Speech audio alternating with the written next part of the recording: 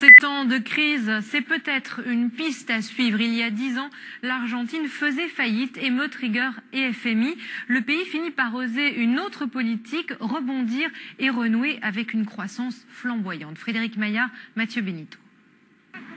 Dario a connu le visage de la banqueroute d'un État, le sien, l'Argentine. C'était il y a exactement 10 ans. Il était alors étudiant à Buenos Aires. La crise, il l'a ensuite retrouvée en Europe depuis son arrivée ici en 2008.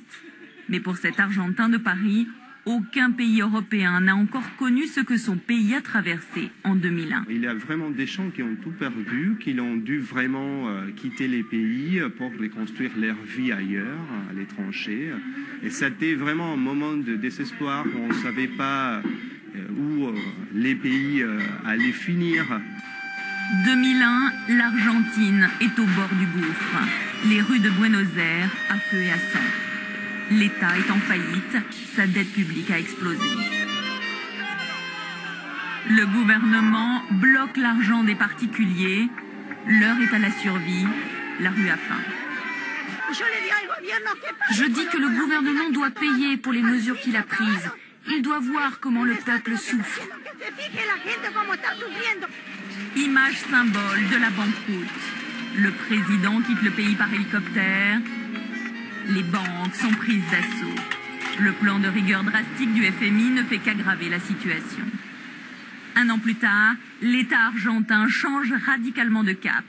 Il refuse d'appliquer l'austérité et se lance dans une politique d'aide aux plus démunis, avec pour objectif de relancer la consommation et dans le même temps, l'État joue sur sa monnaie.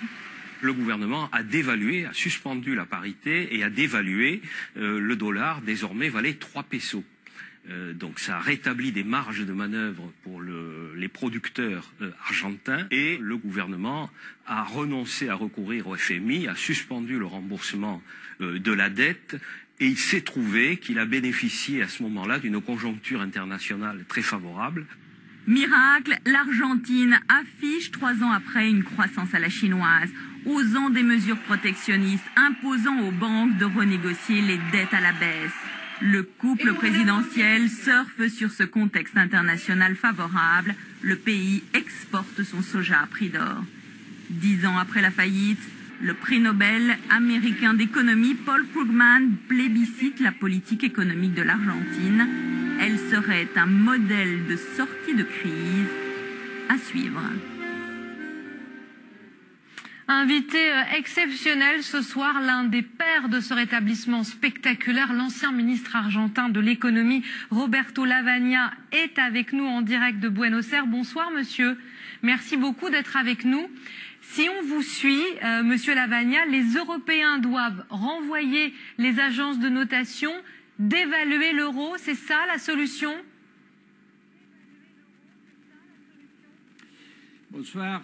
Vous savez, il ne s'agit pas de donner des leçons, simplement d'expliquer qu'après 4 ans de récession, avec chômage extrêmement fort, surtout pour les jeunes, avec une dette qui ne faisait que s'accroître chaque jour de façon extraordinaire, le gouvernement a décidé que il ne fallait pas suivre le chemin proposé par le Fonds monétaire, qui était en bonne partie responsable de cette situation, qu'il fallait changer de cap.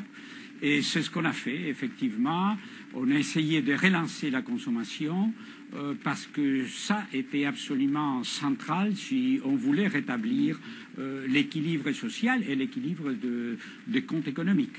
Alors, Roberto Lavagna, est-ce que vous diriez ce soir aux Grecs, aux Français, aux Européens de tourner le dos à la rigueur, de dire non au FMI ?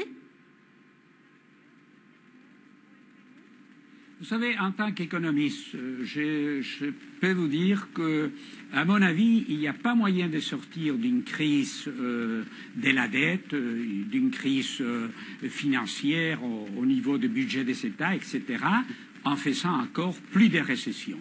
Au contraire, il faut relancer la production, il faut relancer l'occupation des gens, et c'est ça qui va permettre, à un certain moment, de se récupérer.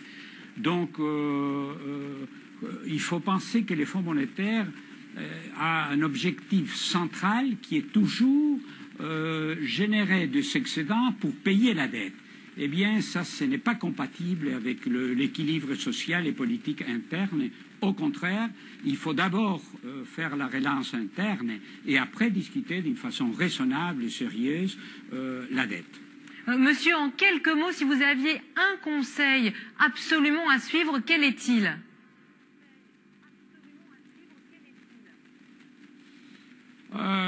Relancer la production et la consommation. Ça, c'est absolument essentiel et c'est dans le cadre de cette récupération économique, c'est dans le cadre de la croissance économique que tous les autres problèmes peuvent se discuter d'une façon raisonnable, inclus les paiements de la dette, certainement avec des réductions, ça va être le cas de la Grèce maintenant, mais il ne faut pas perdre du temps. Vous savez, la situation de Grèce aujourd'hui, c'est nettement pire qu'il y a 2 ans. Parce que les recettes du Fonds monétaire, de la Banque centrale européenne n'ont pas fonctionné. Au contraire, ça a commencé un processus de contagion vers d'autres économies qui sont d'ailleurs beaucoup plus solides, mais malgré ça ils sont dans une pression des marchés extrêmement forte. Merci Donc beaucoup, il ne faut pas perdre du temps, il faut relancer l'économie. Merci beaucoup Roberto Lavagna, ancien ministre argentin de l'économie. Il est 18h. À Buenos Aires. Bon début de soirée à vous. Voile et voilette, chansonnette, un geste qui fait le buzz, c'est le